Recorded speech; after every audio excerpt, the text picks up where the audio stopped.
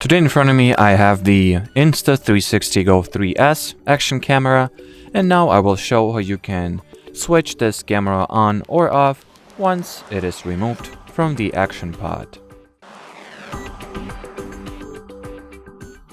So on the camera body you have this little button, or well, this button rather. If you would like to switch it on, press and hold this button for 3 seconds. So I accidentally started the video recording, so let me stop it here. Yep, and it also switched on the camera. So you can do that this way if you want to, of course. And if you would like to power it off, just press and hold this button for 3 seconds as well. And that'll be it. So thanks for watching, and bye bye.